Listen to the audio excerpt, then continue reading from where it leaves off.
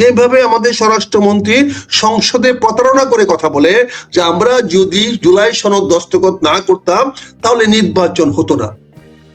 যখন একজন স্বরাষ্ট্রমন্ত্রী একজন প্রতারক হিসাবে সংসদে দাঁড়িয়ে জনগণের সঙ্গে জাতির সামনে প্রতারণা করতে পারে, তখন তার অধীনস্থ পুলিশ সেই কাজটা কেন করবে না? আমার কষ্ট সেখানে। ঘটনা ঘটে গেছে, পুলিশ তদন্ত করবে, 1 দিন 2 দিন 5 দিন 10 দিন করেন তদন্ত, আপত্তি নাই। কিন্তু একজন নিরপরাধ লোককে গ্রেফতার করে আপনি পুরা তদন্তটা ওই দিকে নিয়ে গেলেন কেন? মূল তদন্তটাকে আপনি প্রশ্নবিদ্ধ কেন করলেন? এটা কি অপরাধ নয়? এবং তারপরে ঘোষণা দিলেন যে আমরা অপরাধীকে ধরে ফেলেছি, জাতির কাছে আপনার প্রতারণা করলেন। এগুলো কি আনপানিশ যাবে? আমি তো এই পুলিশ কর্মকর্তাকে দায়ী করবো না, আমি একজন রাজনীতিবিদ হিসেবে আমি সরাসরি স্বরাষ্ট্রমন্ত্রীকে দায়ী করবো। উনি কি ব্যবস্থা নিয়েছেন? তাহলে কি উনি বলে দিয়েছিলেন যে এই স্টেটমেন্ট আপনারা দিয়ে দেন? কারণ এই ঘটনা ঘটার তাৎক্ষণিকভাবে বা আধা ঘন্টার মধ্যে স্বরাষ্ট্রমন্ত্রী অবগত হয়েছেন, এটা আমার দেশের সিস্টেমে পড়ে। আমার দেশের হত্যা বা এই ধরনের ঘটনা ঘটার পরে যে সিস্টেম আছে, যে পদ্ধতি আছে, সেই পদ্ধতিতে এমনকি মাননীয় প্রধানমন্ত্রী পর্যন্ত এটা আধা ঘন্টা 1 ঘন্টার মধ্যে ওনাদের নলেজে চলে যায়, তাৎক্ষণিক রিপোর্ট হয়, এটা একটা অ্যালার্মিং রিপোর্ট হয়। তো সেই রিপোর্টটা নিশ্চয় হয়েছে। তাহলে স্বরাষ্ট্রমন্ত্রী সে আধা ঘন্টা 1 ঘন্টার মধ্যে কি ব্যবস্থা নিলেন? আইজিবি সাহেব কি ব্যবস্থা নিলেন? ও এলাকার ডিআইজি সাহেব কি ব্যবস্থা নিলেন? থানার দারোগা ওসিদের তো পরের বিষয়। কাজে আমি জিনিসটাকে খুব অত্যন্ত মর্মাহত, অত্যন্ত দুঃখের সঙ্গে বলছি, এবং এটাকে একটা রাজনৈতিক হত্যাকাণ্ডের দিকে নিয়ে যাচ্ছেন, এবং এটা নিয়ে আন্তদেশীয় একটা কোন্দল হতে পারে, এটা হিন্দু মুসলমানদের মধ্যে একটা সমস্যা সৃষ্টি হতে পারে। অনেকে বলতে পারে যে পরিকল্পিতভাবে হত্যাটা করানো হয়েছে যাতে বাংলাদেশে একটা হিন্দু মুসলমানদের মধ্যে কোনো ভুল বোঝাবুঝি তৈরি হয়। এটা অনেক ডাইমেনশন আছে। এই পরিবারের 4টি সদস্যর এরকম নির্মম হত্যার পিছনে অনেক ধরনের কালারিং হতে পারে, অনেক ধরনের চিত্র হতে পারে। আপনি সরকার এই ব্যাপারে সাবধান থাকবেন না? এখন পর্যন্ত আপনি একটা রিপোর্ট দিতে পারলেন না, 2টা লোককে গ্রেফতার করলেন, তাদের এখন পর্যন্ত প্রমাণ করতে পারলেন না এই 2টা লোক এই হত্যার সঙ্গে কতটুকু জড়িত। তাহলে বিচার, তাহলে যারা হত্যাকারী কেউ না কেউ তো হত্যা করেছে, হয় এই 2জন করেছে না অন্য কেউ করেছে। এই 2জন যদি করে থাকে তাহলে এখন পর্যন্ত তাদের বিরুদ্ধে তথ্য প্রমাণ কেন আপনারা বের করতে পারলেন না? আর যদি পরবর্তীতে প্রমাণিত হয় 2জন করে নাই, তাহলে হত্যাকারীকে আপনারা প্রোটেকশন দিয়েছেন, তাদেরকে পালিয়ে যাওয়ার বা তাদেরকে নিরাপদে প্রস্থান অন্য জায়গায় চলে যাওয়ার ব্যবস্থা আপনি করেছেন। এই দায় কি আপনি এড়াতে পারবেন? এই প্রশ্নগুলো কি কেউ আপনাকে করবে না? আমরা না হয় ভয়ে ভীত চুপচাপ কথা বলবো না, আমাদের অনেক বিপদ আছে, অনেক কিছু আছে, আমাদেরকে হয়তো বলবেন, আমাদের চাপ সৃষ্টি করবেন, হয়তো ওই চাপ সহ্য করতে পারবো না, আমরা নত হয়ে যাব। কিন্তু বাস্তবতাটাকে, সত্যটাকে আপনি কতদিন অস্বীকার করে রাখবেন?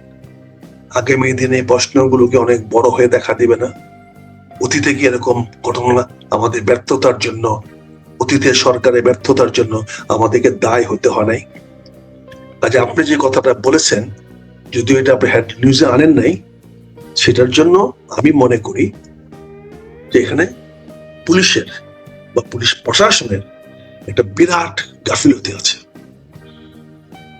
তাদের দায়িত্ব প্রতি একটা বিশাল উদাসীনতা আছে, অথবা তদন্ত করার ক্ষমতা সক্ষমতা সম্বন্ধে তাদের মান অনেক নিচে আছে।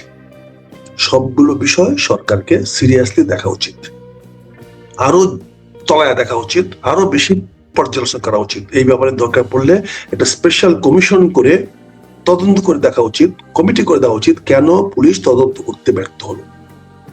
আমি বলবো না কেন তাদেরকে হত্যা করা বাঁচাতে পারলো না, সেটা নিয়ে প্রশ্ন না, কেন তদন্ত করতে ব্যর্থ হলো, কেন প্রকৃত আসামিদেরকে পুলিশ শনাক্ত করতে পারলো না এখন পর্যন্ত, ধরপাকড় তো পরে কথা।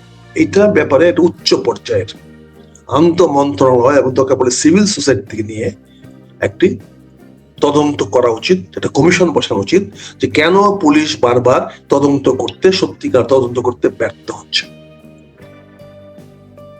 আজকে পুলিশকে আমরা বেপথে চালাচ্ছি, পুলিশকে আজকে আমরা অপরাধ জগৎ থেকে অন্যদিকে চলে যাচ্ছি, তাদেরকে আবার রাজনৈতিক হাতিয়ারে ব্যবহার করার চেষ্টা করছি। এই পুলিশকে আমরা আবার সরকারি দলের রাজনৈতিক পেটুয়া বাহিনী হিসেবে ব্যবহার করার চেষ্টা করছি। আমরা দেখেছি রাষ্ট্রপতির সামনে ইন্সপেক্টর জেনারেল পুলিশ বলেছেন, আমি কি ওদেরকে বের করে দেব? কত বড় অডাসিটি দেখেন! আইজির কি ক্ষমতা আছে কাউকে বের করে দেওয়ার? ইন্সপেক্টর জেনারেল পুলিশ, আমি যদি হইচই করি, ইন্সপেক্টর জেনারেলের পারপাসটা কি সে এটা বলে ফেলেছে। এই ধরনের পেটুয়া বাহিনীর পরিণতি কি হয় আমরা তো দেখেছি। তা আমি মনে করি এই পুলিশের প্রতি এই কথাগুলা করা ঠিক না। পুলিশকে এইভাবে জনগণের সামনে, সমাজের সামনে, মানুষের সামনে হেয় করা ঠিক না। আমাদের পুলিশ অনেক দক্ষতা অর্জন করেছে, অনেক চৌকস পুলিশ অফিসার আছে, তাদেরকে মূল্যায়ন করেন, তাদেরকে রাজনৈতিক হাতিয়ার হিসেবে ব্যবহার করেন না।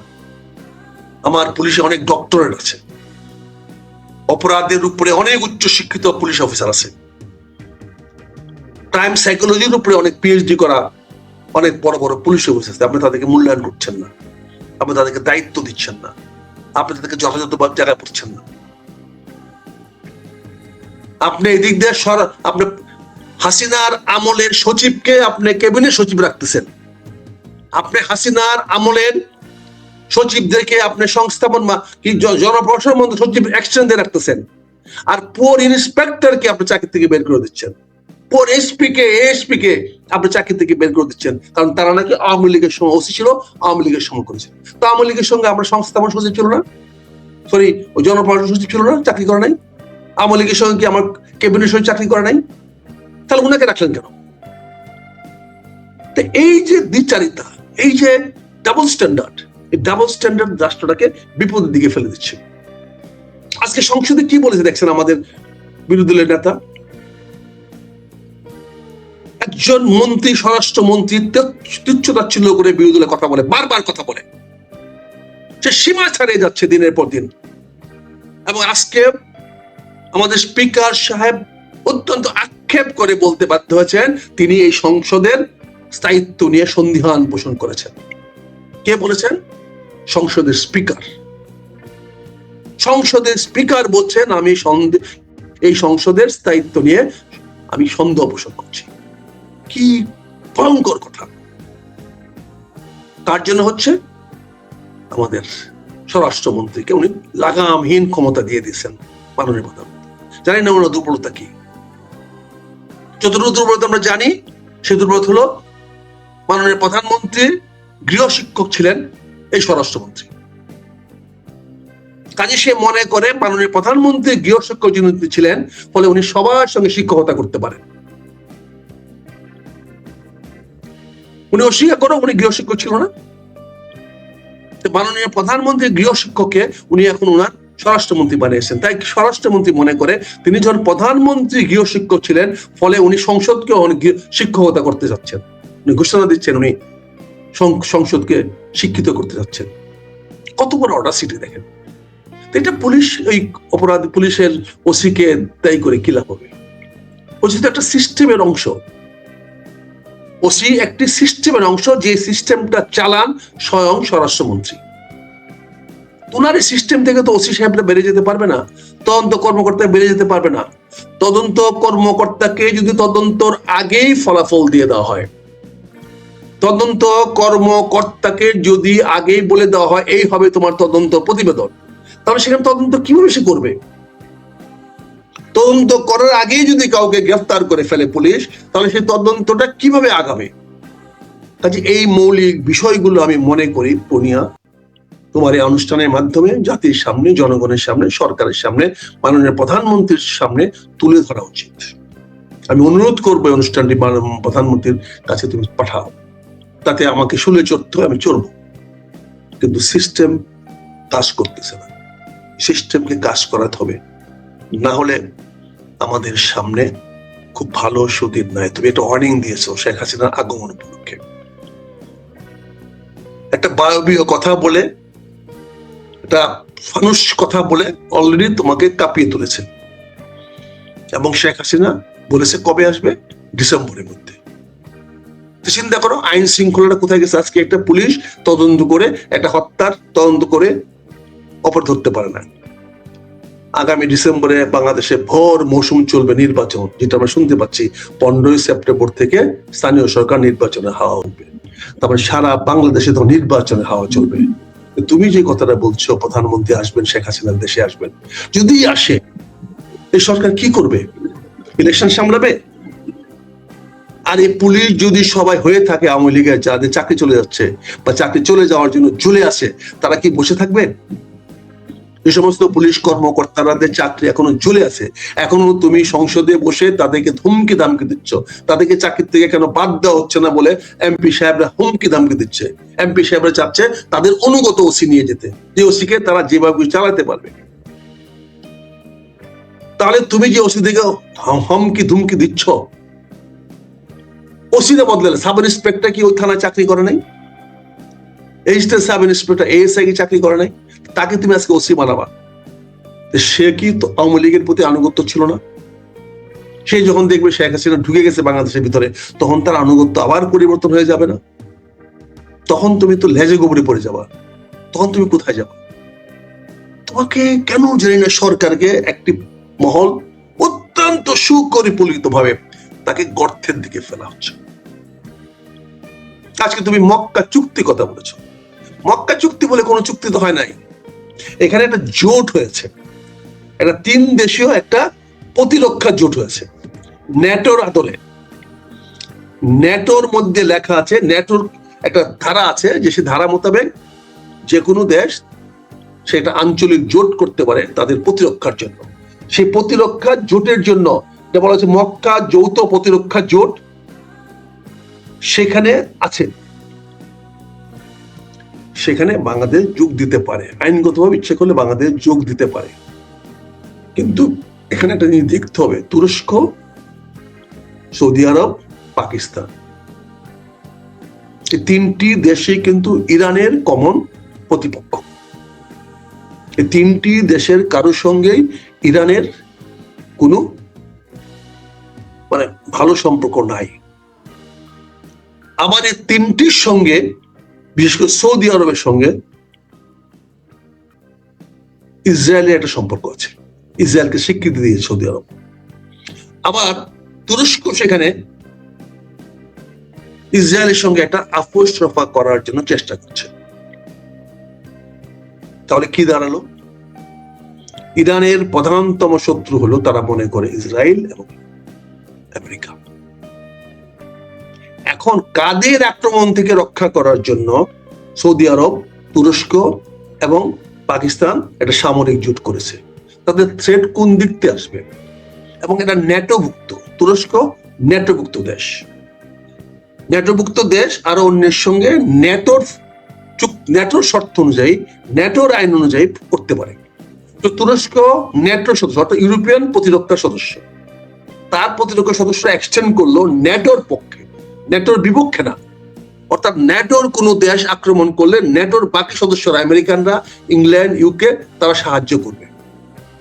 এখন আরেকটা জোট করে এটাকে আরো ফার্দার এক্সটেন্ড করে সৌদি আরব এবং পাকিস্তানকে সেই জোটে নিয়ে আসলো। অর্থাৎ সৌদি আরবও যদি আক্রান্ত হয় তাহলে ন্যাটো সৌদি আরবকে সাহায্য করবে, পাকিস্তান যদি আক্রান্ত হয় তাহলে ন্যাটো পাকিস্তানকে সাহায্য করবে। তার মানে আমেরিকানরা ন্যাটোর মূল শক্তি। আমেরিকা এখন বলতেছে তুরস্কের মাধ্যমে যে তুমি সৌদি আরবের সঙ্গে বন্ধুত্ব করো, জোট করো, পাকিস্তান জোট করো, তোমাকে কেউ যে আক্রমণ করে তাহলে আমরা তোমাকে সাহায্য করব। সৌদি আরবকে ইসরায়েল আক্রমণ করার কোনো সুযোগ নাই। সৌদি আরবকে আক্রমণ করার একমাত্র সুযোগ ইরানের, কারণ ইসরায়েলের সঙ্গে সৌদি আরবের কোন রকম ঝগড়াঝাটি নাই, কোন রকম যুদ্ধ অবস্থা নাই, কিন্তু ইরানের সঙ্গে আছে। পাকিস্তানের সঙ্গে ইসরায়েলের কোনো বর্ডার নাই, ইসরায়েলের সঙ্গে আক্রমণ করার কোনো সম্ভাবনা নাই। সম্ভাবনা আছে ইরান এবং ইন্ডিয়ার সঙ্গে। তাহলে ইরানের সঙ্গে তার সীমান্ত আছে, পাকিস্তানের সঙ্গে ইরান, পাকিস্তান, তুরস্ক একটা জোট ছিল যেটা RCT, regional cooperation, Ayub Khan করে গিয়েছিল। তো সেটার অনুযায়ী ইরান, পাকিস্তান, তুরস্ক একটা জোট ছিল। এখন পাকিস্তানের যুদ্ধ তো করতে ইরানের সঙ্গে, আর না ইন্ডিয়ার সঙ্গে। পাকিস্তান ইন্ডিয়া যুদ্ধে কখনোই আমরা দেখি নাই আমেরিকানরা পাকিস্তানের পক্ষে নিয়েছে, কিন্তু রাশিয়ানরা প্রকাশ্যে পাকিস্তানের পক্ষে নিয়েছে। তাহলে আগামীতে আমেরিকা কি ইরানের ভারতের সঙ্গে ইরান বা ইরানের সঙ্গে যদি পাকিস্তান কোনো যুদ্ধে জড়ায় যায়, তাহলে কি ন্যাটোর মাধ্যমে আমেরিকা সাহায্য করবে? কাজে এটা তো মক্কা চুক্তি না, মক্কা জোট। আমি তোকে বলছি প্রতিরক্ষা জোট। জোটটার নাম হয়েছে, আমি আবার তোমাকে বলছি, এই জোটটার নাম হয়েছে বাংলাদেশ মক্কা যৌথ প্রতিরক্ষা জোট। এই জোটে তুমি বলছো বাংলাদেশ, আমাদের পররাষ্ট্রমন্ত্রী বলছে যে বাংলাদেশকে ওনারা যদি ডাকে আহ্বান করে, তাহলে উনি সেটা চিন্তা করে দেখবেন। চিন্তা করো তো, জোটটা হয়েছে ওইখানে ন্যাটোর এক্সটেন্ডেড। আমাদেরকে ডাকলে আমরা যাব কার পক্ষে এবং কার বিপক্ষে? সংসদে দাঁড়িয়ে আমাদের পররাষ্ট্রমন্ত্রী সাহেব খলিলুর রহমান সাহেব বললেন, যেটা নিয়ে তুমি কথা বলছো, বললেন সেটা হবে।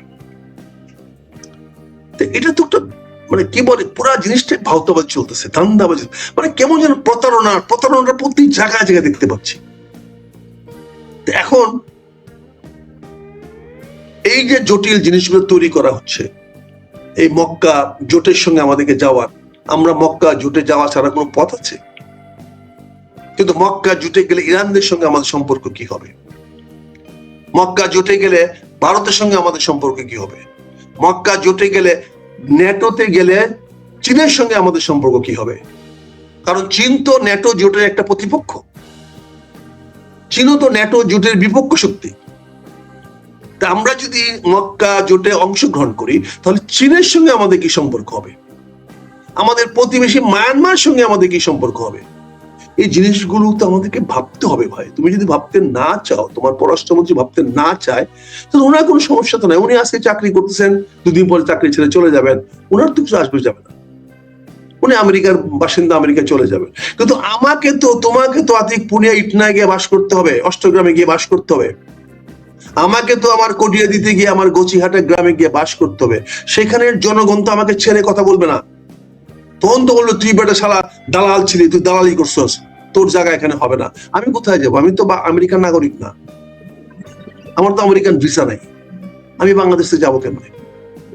তা আমি যখন কিছু করব, আমাদের এই যে বিদেশি লোকগুলোকে মন্ত্রী বানাচ্ছি, একের পর এক মন্ত্রী বানাচ্ছি, যাদের রুট, যাদের শিকড় বাংলাদেশে নাই, যারা বাংলাদেশের কোনো বিপদের সময় অতীতেও ছিল না, বর্তমানে নাই, আগামীতেও থাকবে না, বাংলাদেশে কোনো বিপদ হলে তারা প্রথমে এই বাংলাদেশ ছেড়ে চলে যাবে, তাদেরকে আমরা একে একে পথ দিচ্ছি।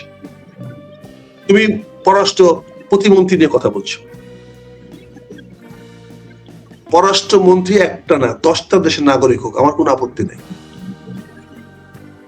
কিন্তু বলবে, জাতির সামনে তো বলবে যে ভাই আমি 10টা দেশের নাগরিক, কিন্তু আমি একজন আন্তর্জাতিক মানুষ, সারা পৃথিবীতে আমার চাহিদা আছে, কিন্তু আমি সেইগুলা ছেড়ে আমি বাংলাদেশের স্বার্থ দেখব, কারণ আমার বাংলাদেশ আমার দেশ। উনি তো জন্মগত বাঙালি না, জন্মগত বাংলাদেশি না, তারপর বলতে পারে যে হ্যাঁ আমি 2টা 3টা 5টা বা একটা আরো একটা দেশের নাগরিক আছি। এটা বলতে আপত্তি কোথায়? এই হাইড এন্ড সিক কেন? এই যে অসত্য বক্তব্যগুলো আমাদের আইনমন্ত্রী দিচ্ছেন, এই মন্ত্রী দিচ্ছেন, সেই মন্ত্রী দিচ্ছেন, যখন দিনের শেষে প্রমাণ হবে উনি আরো 2টা দেশের বা আরেকটা দেশের, উনি আমেরিকার কি বলে নাগরিক বা ব্রিটিশ নাগরিক বা অন্য কোনো দেশের নাগরিক হইতে পারে যদি হয়, তখন এই যে ভদ্রলোকগুলো বক্তব্য দিলেন, ওনারা তখন কি করবেন? ভদ্রলোকরা তো মিথ্যা কথা বলে আত্মহত্যা করে, মিথ্যা প্রমাণিত হইলে, ভদ্রলোকরা যদি কোনো মিথ্যা কথা প্রমাণিত হয়, তাহলে ভদ্রলোকরা আত্মহত্যা করে। মিথ্যা বলার তো কোনো শাস্তি নেই, শাস্তির নৈতিকতা। তাহলে আপনারা আইনমন্ত্রী এগুলো কেন বলতেছেন? আপনি তথ্য প্রমাণ চান, আপনি চেক করেন, আমার লন্ডনের দূতাবাসকে ফোন করে বলেন, আপনি চেক করেন, ওনার আমেরিকান ব্রিটিশ ইমিগ্রেশন থেকে প্রশ্ন করেন, তাদের নাগরিকত্ব লিস্টে দেখেন তার নাগরিকত্বটা কি হিসাবে আছে। এটা তো একদিনের ব্যাপারও না, 1-2 ঘন্টার ব্যাপার। কিন্তু আপনি কেন ওনার এরকম ধোঁকাবাজি করেছেন? উনি বলেছেন আমি বাংলাদেশের জন্য, ভেরি গুড, আমি তো ওয়েলকাম করতেছি। হ্যাঁ, উনি 10টা দেশের নাগরিক হয়েও বাংলাদেশের জন্য কাজ করতে পারে, এটা অন্যায় কিছু না। কিন্তু সত্যি করে বলতে অসুবিধা কোথায় যে আমি আরো 2টা দেশের নাগরিক আছি, এটা প্রকাশ করেন না। এই হ্যাডমটা কেন নাই? এই সততা কেন নাই? এই নৈতিকতা আপনাদের কেন নাই? তাহলে আপনারা দেশের কোন বিশ্বাসে, কোন আস্থায় আমাদের মন্ত্রী হিসাবে দায়িত্ব পালন করবেন? এটা তো বেসিক প্রশ্ন, মৌলিক প্রশ্ন।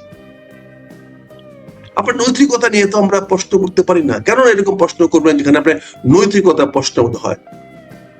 আপনার ইন্টিগ্রিটি তো পরিষ্কার থাকতে হবে। আপনি পররাষ্ট্র প্রতিমন্ত্রীর নাগরিকত্ব নিয়ে আমার কোন আপত্তি নাই, কিন্তু ওনাকে স্বীকার করতে হবে উনি কয়টা দেশের নাগরিক।